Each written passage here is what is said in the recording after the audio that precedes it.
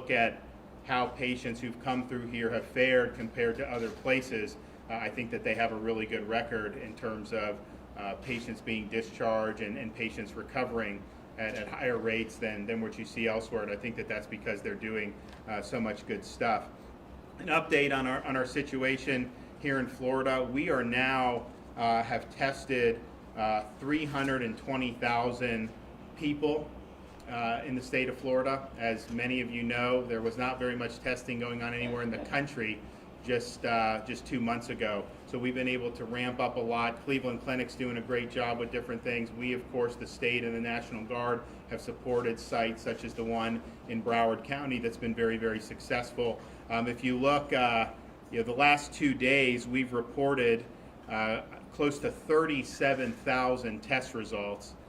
We've had under 2,000 positives out of that, and so in terms of new cases, because there are people that test positive when they're in isolation, they need 2 negatives to get out, but in terms of the new cases. So what we're seeing is the percentage of people who are going in to test that test positive is declining. Florida already had a pretty low percentage. Some of these other places throughout the country have been as high as 50%. Some of them are still 30%, 25%. Here, if you look at the last week, the average positivity rate for new individuals was about 7.5%. So that's a good sign that things are going in a good direction.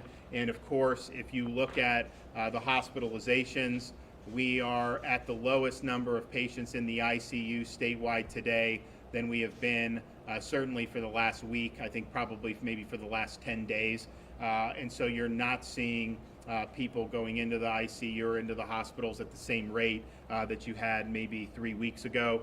So in terms of flattening the curve, making sure you have enough hospital resources, that's all very, very important. One of the things we've also done, so we have the drive-through testing sites like the one we have in Broward County. We've done 2 in Palm Beach that we've supported with the Florida National Guard, 2 in Miami-Dade, Jacksonville, Orlando, and then we've supported with supplies a number of testing sites throughout the rest of the state. But one of the things we figured out was not every community was accessing the testing in a uniform way. So we created walk-up sites that are mobile to administer tests on a walk-up basis. I mean, not everyone has a car that can go through a drive-through testing site. So we started that in Jacksonville in conjunction with the University of Florida. We've done a couple sites in Broward, Palm Beach. We have Hillsborough, Orange County. We're going to continue to do it. So those walk-up sites just in the last week have done over 4,000 tests, which is very good. The other testing that we've really ramped up is, we know the nursing homes have been the #1 place that's been at risk from the beginning. That's why we made sure all the staff were screened, required that, banned the visitors from going in, requiring wearing personal protective equipment. And the state of Florida alone has sent millions of masks just for our long-term care facilities and nursing homes. So we did that. You did have some nursing homes that didn't follow and allowed sick people to come in, and there were negative results from that.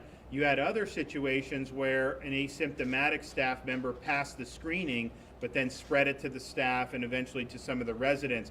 So we wanted to figure out a way where you can preempt that. So a couple weeks ago, I created National Guard strike teams to go proactively into nursing homes and assisted living facilities. These are 4-man teams. We now have 50 of these teams operating throughout the state of Florida. They've already done 5,000 tests. I think you're going to see that number increase. But if you see signs of an outbreak, then you can contain it, you can isolate who needs to be. So I think it's a way to protect our most vulnerable residents, and we've been really intent on doing that from the very beginning. Going forward, there's going to continue to be a need on testing. We have contracted with 2 different of these labs that can do high throughput testing. So that's 18,000 samples that we'll be able to submit to these 2 labs a day.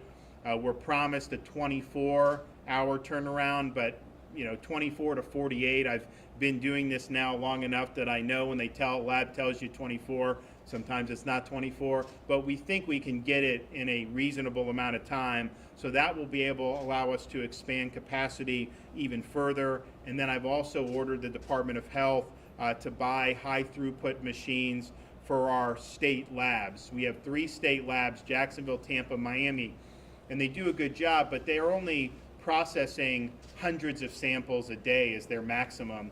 We want high throughputs so that we can do significant amount in the state labs. That would be, if you're in Southern Florida, we take it every day to the Miami lab, run it through, and then hopefully be able to get a result the next morning. And so those are set to arrive later in the month of May, but we think by the summer we would like to have that set up. So you're looking at 10,000 samples a day just in the state labs in the state of Florida. And also with expanding testing, I ordered the Surgeon General yesterday to allow pharmacies the authority to, if you're a licensed pharmacist, to be able to administer COVID-19 testing. And so we think that that could be a convenient way for people to have additional access to testing, particularly as we move forward in dealing with this pathogen. We have now been confirmed that we will have the antibody test that the state has ordered. There's a company that has them FDA approved.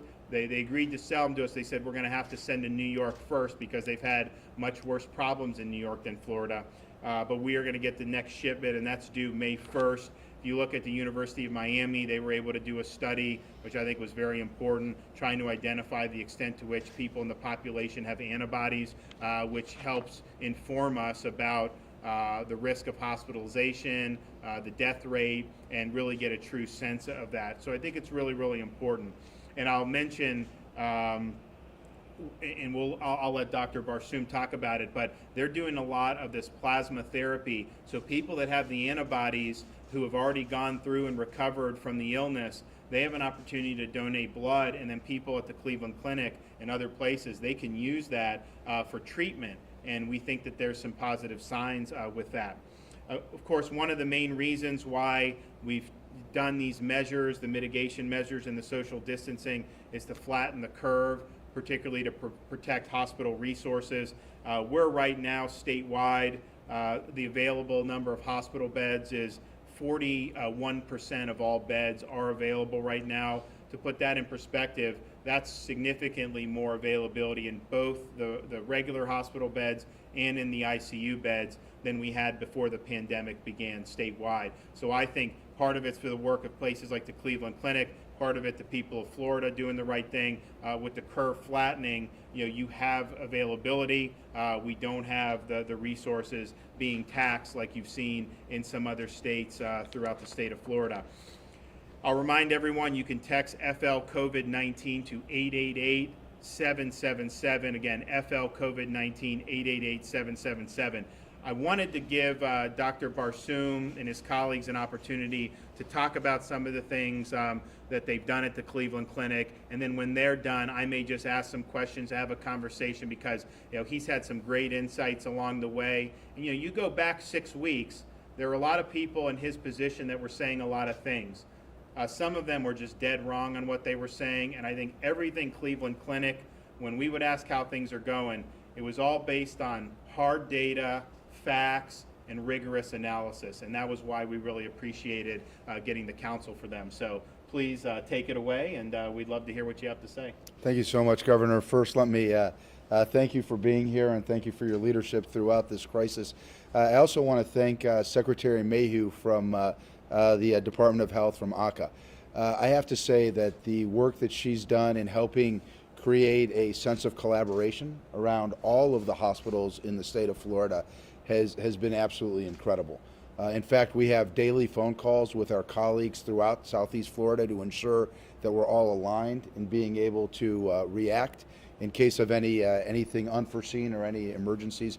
And again, a lot of the credit to that really goes to Secretary Mayhew and to the governor for really creating that culture for all of us. I think that's incredibly important. The second thing that I would say is we are absolutely honored to be able to play the role that we have played here in the state of Florida. It has been an incredible opportunity to see the healthcare system as a whole throughout the state to step up to take care of over 20 million people that live in the state of Florida, and that's truly an honor for all of us. There is no greater honor than when another human being trusts you with their lives or the lives of their family members. We've been able to do some really cutting-edge things here. You heard from the governor a little bit about plasma therapy, and I'm going to, in a few minutes, ask my colleague, Dr. McWilliams, who's the head of our infectious disease department, talk about that. We've also been using the artificial lung, or the ECMO machine, ECMO machine. Those are for patients that are failing ventilators and need another level of care. We've had 3 patients that have been treated with ECMO. 2 have already been taken off of ECMO and have succeeded. We continue to have 1 patient who's still being treated with ECMO, and we have a good hopes in terms of how that will turn out for that patient. So again, that's a truly cutting-edge treatment. Much of what we're doing is based on starting clinical trials to determine the very best way to treat our patients. As you know, we've never treated COVID-19 until now. We're learning things every single day. So every day as we learn more, we're applying that into our clinical practices, and we're spreading the word. So we have 66,000 caregivers around the world that are laser focused right now on ensuring that everything we learn can be used for the betterment of humanity. And I think that's a great message to put out.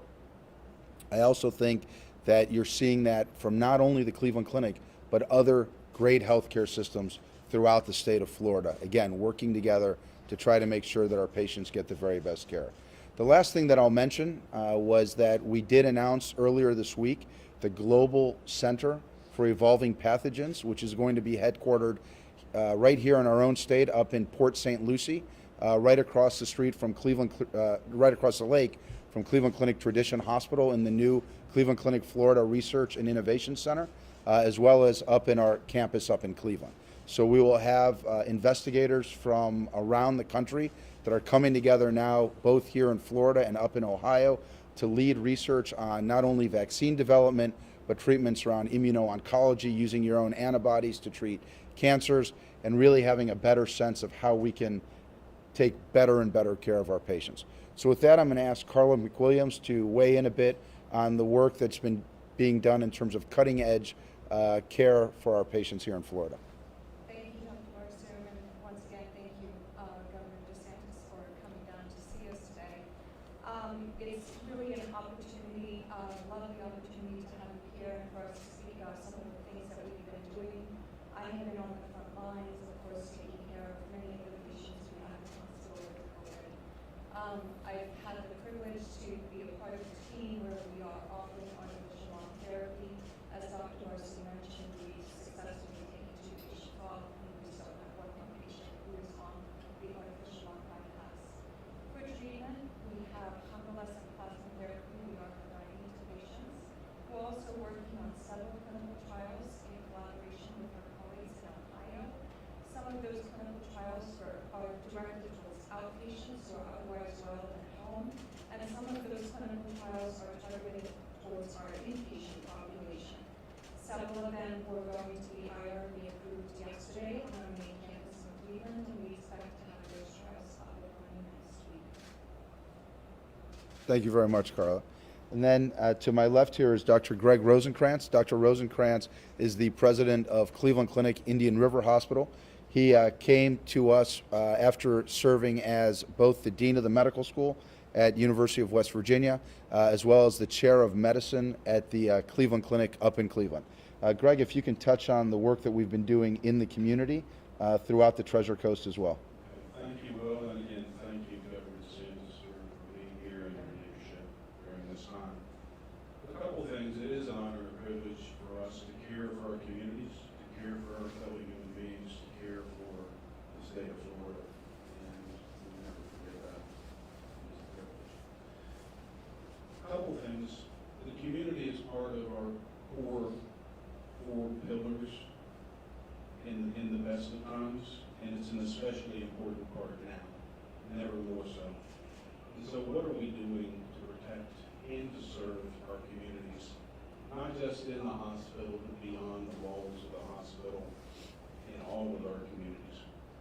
So first and foremost is communication, and it's close communication, daily communication with our local government leaders, with our local health departments, and with our local long-term care facilities to, in fact, protect our most vulnerable and those that have the potential to have the worst outcomes with COVID. We also have partnered with our first responders across the Treasure Coast to provide care and treatment and comfort to them as necessary.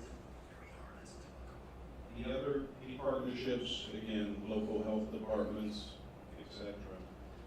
We will be available and we will flex our hours as necessary, as we have done already, to serve our communities, to be transparent with our communities with the data and the statistics that are there, and to serve them as the needs may arise.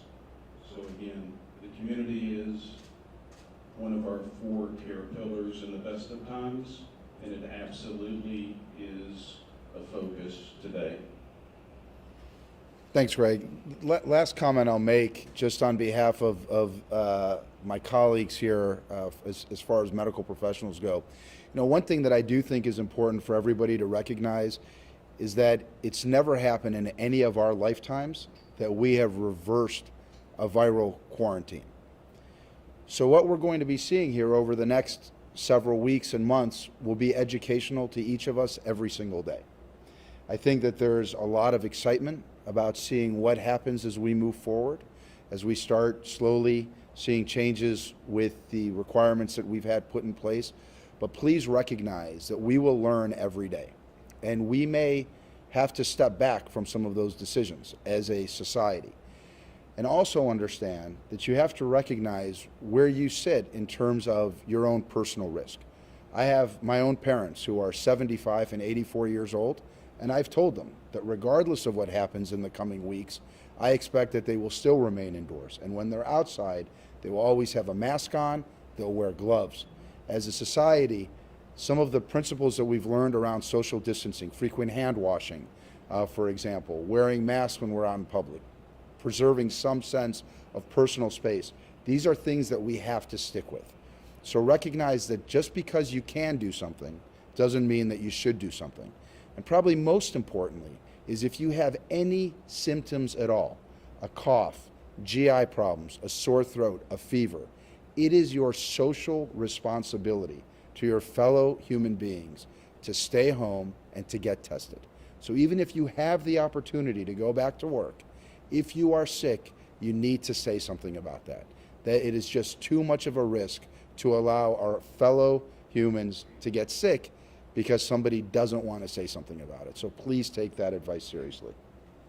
Well, great. Can you say a minute, because I was talking with Dr. Barsoom a week or two ago, and I was asking them about, because they're learning things every day. On a ventilator, it was like 88% were dying on the ventilator. And so how are you guys handling that? And I think the results here have been better. So can you talk about the experience you've had? Sure, happy to. And I'll ask Carla as well to weigh in on this. So a couple of the things that we've learned early on from our colleagues around the world, candidly, is that for patients that look like they're going to require intubation, early intubation is likely better than late intubation. That's number one. The second is using lower tidal volumes also seems to do better for the lungs, and prone positioning. So it's not uncommon that somebody would be intubated but actually turned over on their stomach. It actually is easier to ventilate the lungs. There are also some medications that we've used to assist with that, and in patients that don't continue to improve, that's where the ECMO machine or the artificial lung has come in handy for us. Carla, do you want to comment some more there? Absolutely, I echo everything Dr. Barsoom has said. One of the things that's important in our respiratory support for patients is early probing, so the lungs are able to ventilate better. So even for patients who are not yet on a ventilator, but are still requiring high oxygen amounts, we actually ask them to lay down on their stomach and to breathe that way to help improve aeration in the lungs. And in terms of even the plasma therapy, there's been reports in other respiratory viruses that the plasma therapy may be very helpful for patients. It's probably much more helpful to give it early rather than wait. So in other words, give it to someone before they need to be on a ventilator and we know that they are quite ill. And that's one of the strategies that we have employed here. Our success is anecdotal and more clinical trials and more clinical data will come out, but so far it seems to be a strategy for us.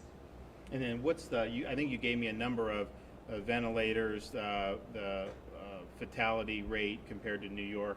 What was your rate? So right now across the Cleveland Clinic system right now, we have at least a 60% survivorship for patients that have gone on ventilators across our system. And I think New York's was what, 88% were fatalities, or at least some of the numbers that have been very, very high numbers coming out of New York. Can you just talk about kind of the trends you're seeing? I mean, obviously, we were prepared for kind of a peak, and we did see, more people coming. Now we're in kind of a different posture. So do you think, at least locally, that you guys have peaked here? Yeah, so if you look at our numbers, at one point we had about 42 COVID-19 positive patients in our hospital. Of those that end up in the hospital, about 50% were going to the intensive care unit. And of that 50% going to the intensive care unit, about 2/3 of them were eventually requiring ventilation. Today, we have about 20 patients in the hospital. So we are clearly seeing patients improving and going home and getting back to their lives, which I think is an incredible thing to be confident of. As well, if you look at some of the data across the state, we've seen a significant decrease in the percentage of new patients each day over the course of the last 2 weeks, as well as the number of deaths per day over the course of the last 2 weeks. So when you look at principles of quarantines and reversing quarantines, that's one of the first things that you want to look for, is that over at least a 2-week period, you're seeing a consistent decrease in the number of new cases and the number of deaths each day, and I'm happy to see that we are seeing that.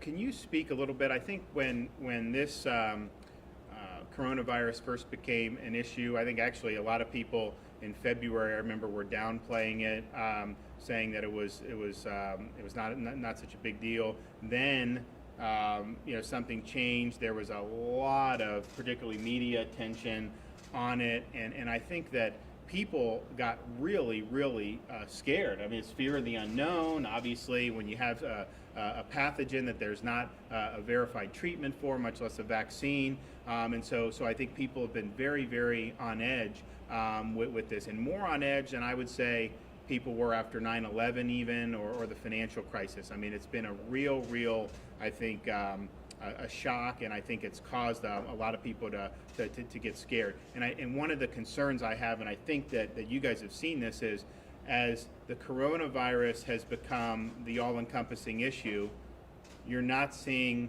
as many people come to the hospital with stroke symptoms or heart symptoms. Now, maybe magically people just aren't having heart attacks anymore, strokes, but I think part of that is people don't feel comfortable coming in to the hospital because of fear of coronavirus. So can you speak to some of the fear that's out there and talk to people who may have symptoms of other diseases about, is it a smart thing to not seek medical attention? Sure. I think that's a great question, Governor. So the first thing I would say is, you're absolutely right. I think the biggest fear is the fear of the unknown. And, here in the United States, and specifically here in Florida, we had some very real advantages over some of our colleagues around the world. We knew that there was a novel virus and that it was likely coming. We knew what that virus was. We had some of the basic statistics around that virus, and we had the opportunity to gear up to be prepared for a potential surge if in fact it was going to come. So really kudos goes out, I think, to all the healthcare professionals throughout the state that were ready to ramp up if we needed it. It's nothing short of monumentous, to be perfectly candid, that we didn't see the big surge that many of us were, that people took the idea of social distancing and quarantining seriously, that they took it to heart and they stayed away from others, that people got tested when they had symptoms, and that has put us in a much better position today. Unfortunately, it's also put many folks in the position where they feel that going to a hospital when they're not feeling well may not be in their best interest. I want to tell you that every hospital has taken incredible efforts to ensure that our hospitals are as safe as possible. If you look at a study that just came out last week from our colleagues up in Cleveland, they've shown a 38% decrease in patients presenting to the hospital with stroke and heart attack symptoms. Now, the reality of it is, if you're a data-driven person, you would think that the incidence of people having heart attacks and strokes has likely stayed the same. That means 38% fewer patients are seeking care. That's a problem. We need to make sure that people understand that our hospitals are as safe as they can be. We check the temperature of every person that comes into any one of our sites. We have masking in our hospitals for everyone when they're patient facing or working with other colleagues within a 6-foot area. We test all of our patients before any procedure, and every patient that gets admitted to the hospital is tested. Carla, do you want to just touch a little bit on cohorting, how we make sure that we're not mixing COVID positive patients and COVID negative patients? I think that's important. Yes, absolutely. Thank you, Dr. Dorsey. As Dr. Dorsey said, we're very, very concerned about patients that have other conditions not coming in to seek care and the potential downstream consequences of that. And just to reassure the general public, our hospital, along with every other hospital, has gone through great lengths to create what we call cohort units. And what that means is all patients with COVID are put in a particular area of the hospital with dedicated staff. We have environmental cleaning done on a very consistent basis that essentially excludes or removes any risk to any of the other patients who may be on other floors or in other areas. Again, it's not just Cleveland Clinic that's doing this, it's every other hospital in the country, and I think the general public needs to feel safe, and we are able to provide that care. We don't want people who are ill to stay home and not seek medical attention when it's necessary. Well, thank you. In terms of, you spoke a little bit about going forward, some of the things that'll be important. As people start to, and look, this is going to be a slow process, but as people start to transition, what do you think are some of the important things for people to keep in mind just in their daily lives if they're going to work? I mean, I think one thing that's going to be interesting in all this is, we've had a lot of businesses operating. I mean, these quote essential, some of them have gone to 90% telework. And I think what they have found is they could still get an awful lot done doing things like telework, where you're not having density in a workplace, but you're still doing what needs to do. Now, obviously, every employer, depending on what they're doing, just doesn't have the luxury of doing that. But I think you're going to see business practices, having gone through this, there's going to be things businesses were doing just 2 months ago that they're never going to go back to. Some of the business travel, they haven't done it now in a month and a half. And if they're not missing a beat, was that really necessary? So I think you're going to see a lot of interesting things in terms of going forward.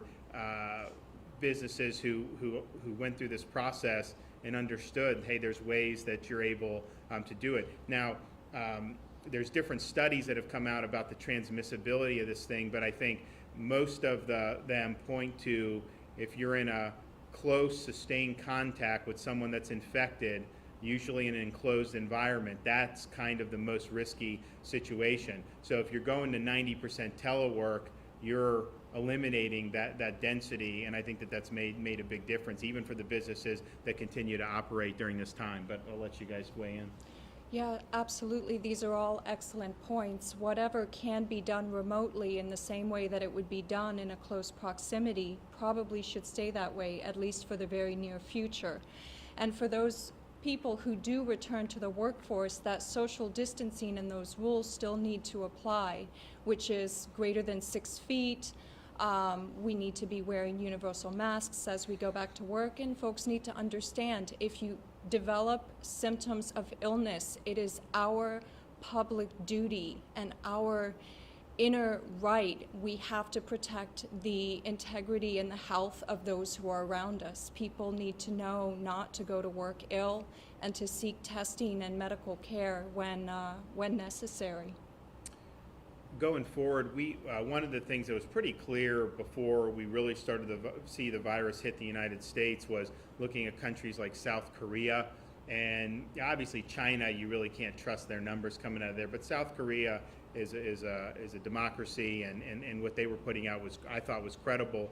And if you looked at their numbers in late February, I mean, it was pretty clear that the overwhelming number of fatalities were people, not even just 65 and up, sometimes it was the 70, 75 and up cohort. And so that told us we really needed to do things early for nursing homes, assisted living facilities, but also message to people 65 and up and people that have significant underlying conditions.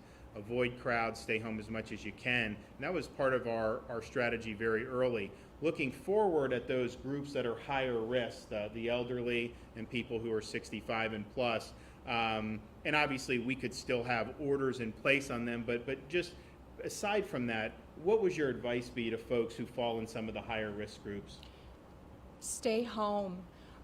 You know, this virus overall, as everyone knows, the mortality rate is not that high, but out of the people who do develop severe illness, a need for a ventilator, or eventually succumb to the disease and pass away, almost all of them have underlying health conditions or are elderly. And so until we are positive that cases have really gone down and we've gotten ahead of this, the people who are at the greatest risk should continue to stay home and minimize their risk and interaction with others. That is the responsible thing to do for your own health and safety.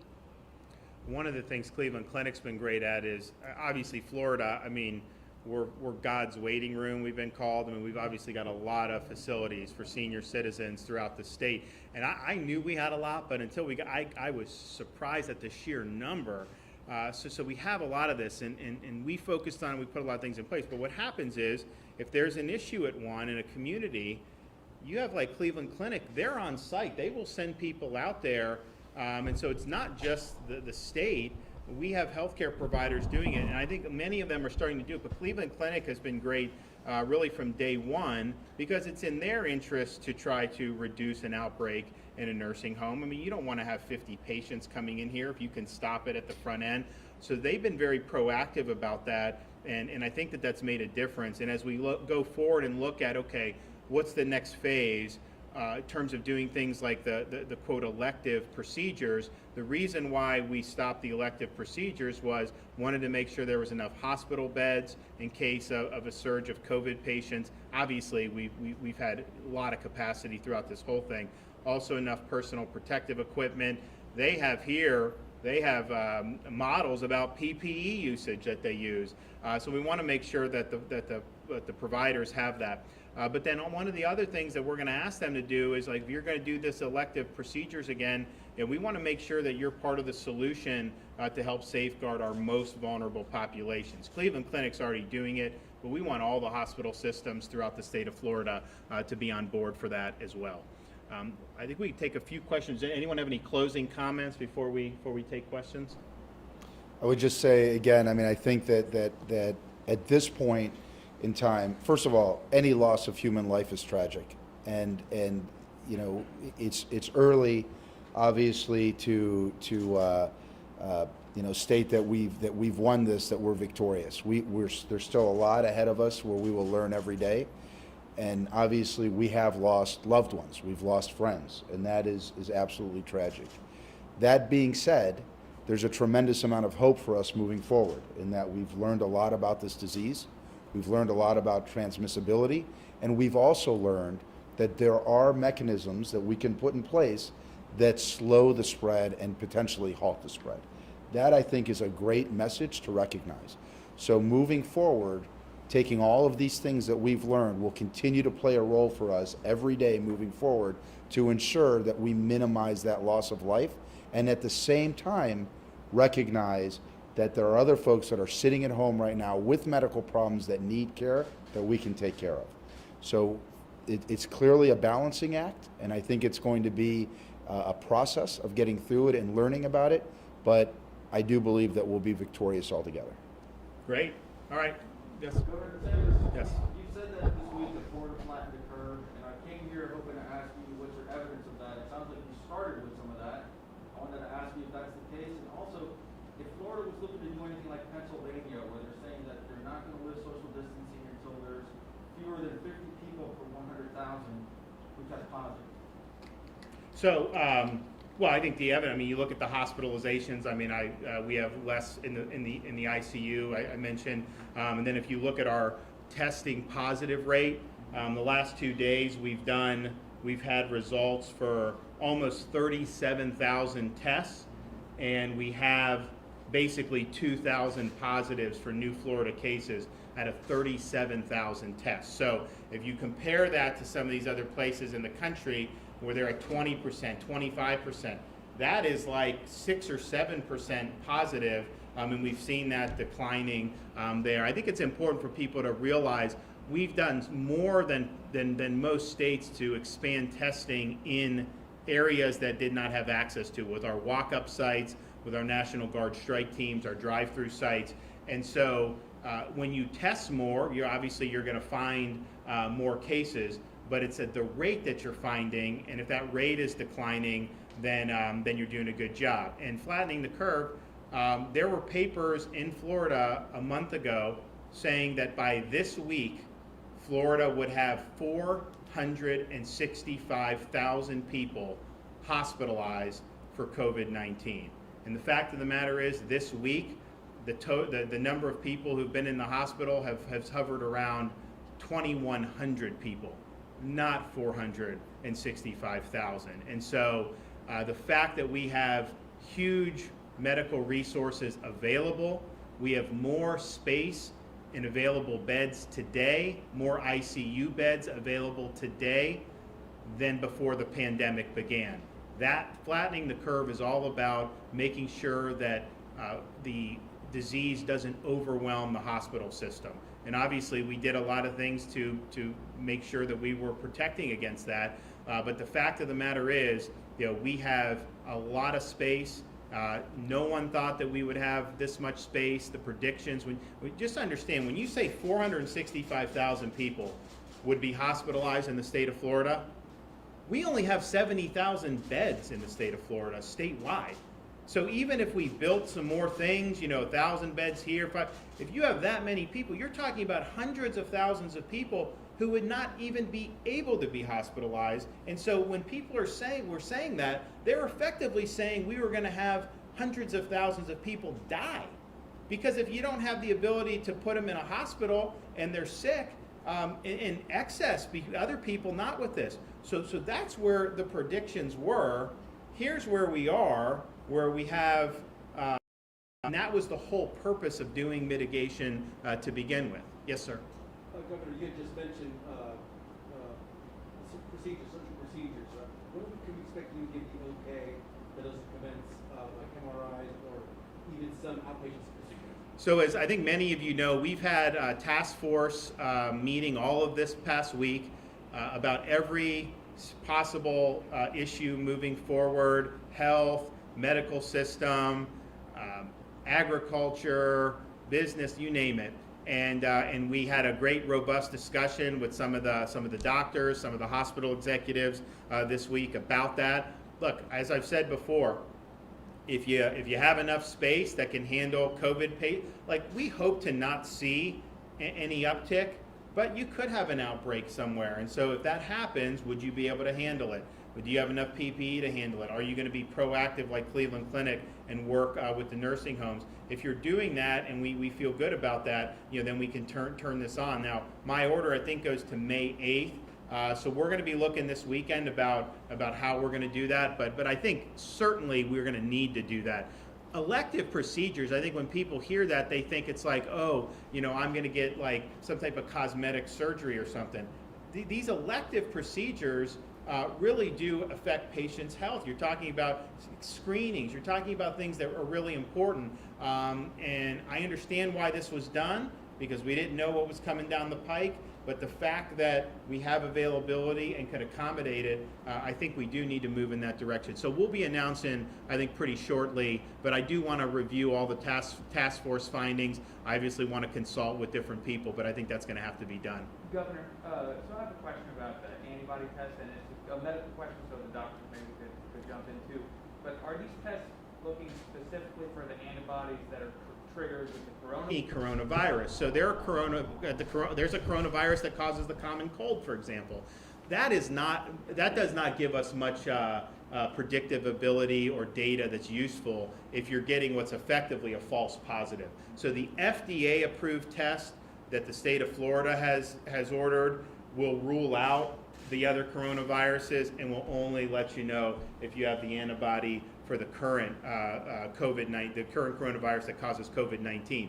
And that's very, very important. I think Stanford, LA County, University of Miami, these studies we've seen, I think that their test did distinguish between those two things. And obviously if they don't, then there's not a lot of validity to the test. But I think what they showed is, in varying degrees, exponentially more people having the antibodies than have actually tested positive. And it seems like the overwhelming majority of the people that had the antibodies never even had symptoms. And so that's saying that this thing was more widespread than we had thought. It's not that it's not even that they weren't getting tested. They had no reason probably to think they needed to get tested at the time. But the larger that denominator of people with the antibodies is, the lower the overall hospitalization rate and the lower the overall fatality rate of the disease. And so the more antibodies that we determine, I think it's a good news. Some people say, oh, well, that means there's people that haven't been tested and positive. But I think it's much better news than that, because I think it shows that for the vast majority of people who acquire this, not only are they not going to end up in the hospital, not only are they not going to end up dying, they may not even know that they have it. Now, there's a negative to that, because if you don't know you have it and you can spread it, then it makes it difficult to say, okay, if you're sick, don't go to work, as if that's going to solve it, because someone may not be sick and they may be able to. And we've learned now, I think, there's people that go in for COVID who never have a fever. And so I did a fever check coming in. It's a good thing to do, but that's certainly not foolproof to do it. So there's a lot of good things that go into it. I know, what are you guys doing with antibody testing, and did you want to weigh in on the efficacy of that test? Sure. Right now, we're not offering antibody testing. One of the things that's very important that you pointed out is many of the antibody tests that are available do not distinguish between COVID-19 versus the other 4 coronaviruses that cause the common cold.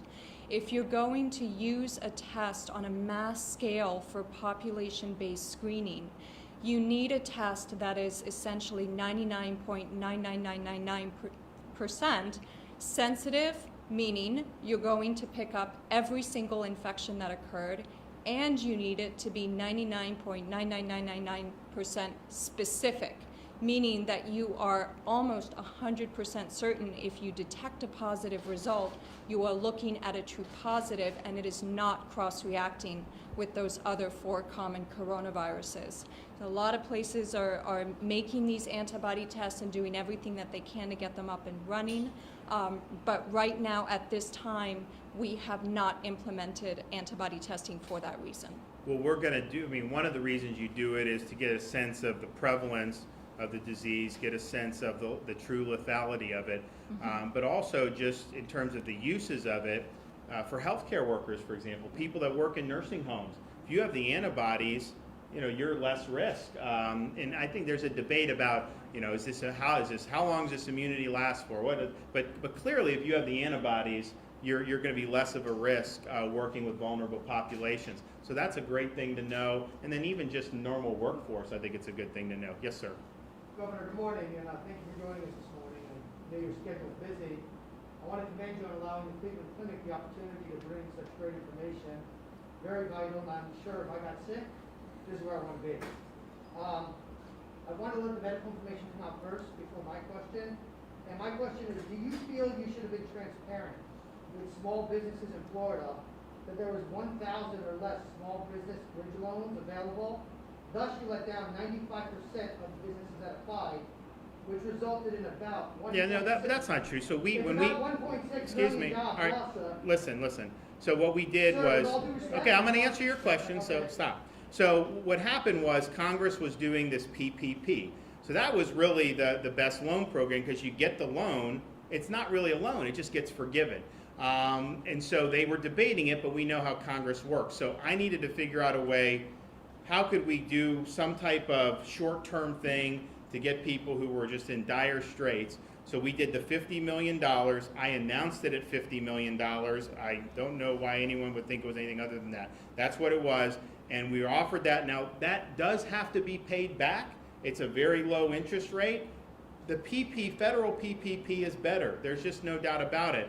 So the goal is to throw that as a lifeline until we got to the PPP. Now, what happened with the federal PPP is it ran out of money, and they knew it was going to run out of money, and they did this song and dance with it in Congress, and then they finally now have replenished it. There's obviously been hiccups with the program, but our $50 bridge loan was $50 million. Was advertised as 50. We said this is not going to solve every problem. We understood that, but we knew that the PPP was coming down the pike. Governor, with all due respect, that's that's enough. not very valid, though, if you don't mind. Yes, sir. Governor DeSantis, you mentioned that the state has purchased high throughput machines for the Bureau of Public Health labs. According to all the epidemiologists, we're going to need a big infrastructure capable of testing. Is this a path towards that? Are those PCR machines?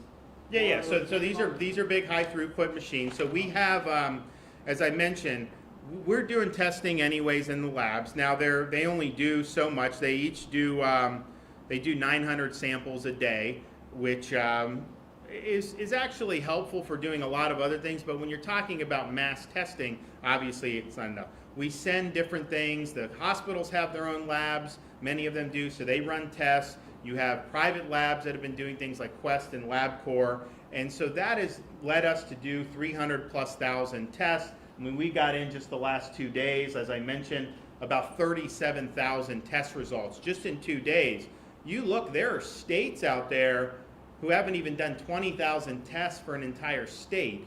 So that's a lot of tests, but we want to be able to expand capacity more. So the contracts right now in place allow us to do 18,000 samples. Now these contracts had just now been signed. We got to establish the process to get the samples there. So that'll be 18,000, and then the high throughput would do an additional 10,000.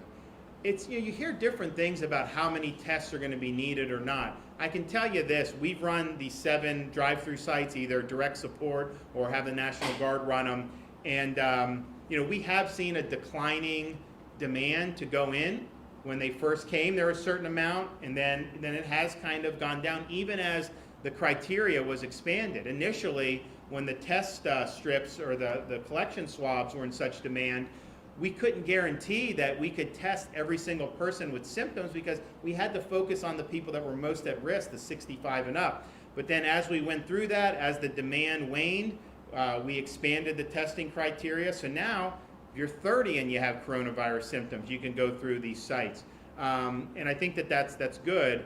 So having this additional capacity is important. But these sites do have more capacity right now. And I view that actually as a good thing, because you look at a place like Duval County, we've had the site there at the football stadium for a long time now. And we was 65 and plus with symptoms or underlying condition, healthcare workers, first responders, they didn't have enough people going through. So then they expanded the criteria. And look, if there's not demand for it, that may mean that there's not a lot of symptoms running around the community. So we viewed that as a good sign. Governor, just one more Yes, follow-up. sir. What about the Governor, contract with the with reopening process, seems, with the serious situation here in South Florida compared to the northern part of the state, how far is South Florida behind the northern part of the state? And do you see a scenario where, the northern part might be up and running and how many weeks behind are we down here in South Florida? Well, we've worked with Southeast Florida differently from the beginning. I mean, we recognize the outbreak was different. You can see the number of cases linked to travel from New York City, for example. this is where people from New York City go, this part of Florida. So that was obviously an issue from the beginning. There were different things done in South Florida earlier that were not appropriate in other parts of the state at the time. And so I think you continue to view it. You look at right now, we still have 60% of the cases emanate from 3 counties in South Florida. They're 29% of the population, but yet 60% of the cases. I think over 60% of the fatalities, and I think over 60% of the hospitalizations. And so, of course, you keep that in mind. At the same time, you look at that phase 1 that the president has laid out. It's not terribly different from what we're doing now. I mean, it's not like there's not going to be a huge change in phase 1 if you look. Some of the things that they have on there, like, social distancing at like a sports arena, we're not doing in-person sports yet, no matter what. I mean, that's just not going to happen in May. I've been very vocal about trying to get UFC we have coming, WWE, Tiger Woods, and Mickelson, but that's all under the understanding. That's for TV, so people have some content. Obviously, those are, having relationships with those entities. I'd like them to come do big events here when the time is right, but that's going to be far in the future. So you're not going to do that. Another thing in phase 1, they say movie theaters with social distance. I'm not there yet on the movie theaters. I think it's an enclosed environment. You're much better off being outdoors than in an enclosed environment for this. That's just the reality. We don't have evidence of major outbreaks from outdoor. Doesn't mean it can't happen. Of course it could. If you had a big concert, everyone was piled in. But if you're going out for a run or doing that, whereas if you're in an enclosed space for a couple hours, it's just a little different. So I'm not that keen on that. They talk about elective surgeries. Obviously, we're moving in that direction. They talk about keeping the bars closed. We're going to keep the bars closed. So there's not a huge leap for phase 1, even in South Florida, I think. But of course, we're going to be consulting, and we're going to do it all based on data, kind of where trends are. I have talked to Dr. Barsoom, though, about some of these things. When you have restrictions, that can produce density in certain places. So, for example, we've seen images of people like piling into Costco or some of these other places. You have a better chance of catching coronavirus, most likely, at a supermarket than you do walking your dog outside. And so if you look at something like a restaurant, if you had limited seating outdoors, would that reduce some of the density from the supermarkets? It may or may not. These are things that we're thinking about. But I would say phase 1 is a very, very small step forward. And I think the prudent way to do it is to be very methodical about this, be very data driven. I'm not in a rush, to do anything. I would rather do it right. And as Dr. Barsoom said, this is unprecedented in modern American history. Even the Spanish flu, they didn't do this. They did school closures, they staggered workplaces, they stopped big events. They didn't have a nationwide effective quasi shutdown like we've had in this country. So people, we don't really know what's going to happen going forward. But I think being judicious, I think really focusing on safety and making sure that what we're doing is based on the facts and that we're constantly evaluating. And it may be the situation where some part of the state or even a community there's an issue, and then you can make decisions to try to deal with that. But people should just know that we're in uncharted waters here. Nobody knows really what's specifically been effective or not, and no one knows what's going to be effective or not going forward. We think we may know certain things, but you got to be willing to constantly reevaluate everything that's going on. Okay? I understand there is, I don't know how big they are, because I haven't seen pictures or been there yet, but there are some protests, I think, this weekend, the reopen Florida one. Your perspective on those? I haven't seen very much on that. I think that people who want to see Florida go, I think a lot of them appreciate that I've been very measured on this. I've treated different parts of the state differently. What we're trying to do and what we've tried to do is to reduce the type of contacts that would lead to the transmission of the virus. But what that means is you don't arrest somebody for planting seeds in their yard. You don't, when they had them drive-in church service in one state, people didn't even leave their cars and they were getting tickets for that. That's unacceptable. You know, we're doing this in a way, I think, that trusts people, that understand people should be treated with respect. And so I think you haven't seen the type of backlash here that you've seen in some of these other states. Because think about it, what right does government have to restrict you if it has no relationship at all to fighting an infectious disease? And some of this stuff that's been done, I think, has no real relationship to doing it. And so anything I've done, I think the folks locally here in Broward and Dade, when they've had to do things, I think they've focused on, okay, how do you, what can you do that would limit the spread of the virus? But beyond that, we don't really have, I don't think, legitimate authority to be doing it. And so I think some of these places that really got carried away, I think it spawned a backlash. And I think in Florida, I think people, it's been tough. It's been real tough. I mean, you talk about kids being out of school for working parents. You talk about people losing jobs like we've never seen before in this country or in this state. This has been very, very difficult for a lot of people. And of course, someone you know may end up contracting this virus. You know, most people have recovered, most people have been fine, but people have ended up in hospital. They've had brutal illnesses, even if they end up recovering. Rate than some of these other states, or what the rate was predicted for Florida, but it's tough. And it's very tough to deal with all this stuff. So I think all those things considered, I think the people of Florida have done a great job. I don't think that you're going to see the type of the type of complaints that you've seen in those other states, because I think we've approached it the right way. I want to thank the Cleveland Clinic again for their leadership, for saving lives, because they have definitely saved lives here in the state of Florida with their excellent medical staff. It's a very well-run facility. They thought very deeply about this virus from the beginning. They relied on really hard data and facts, and I just commend them for their efforts. It's been an honor to be able to work with you guys, so thank you. Thank you. All right.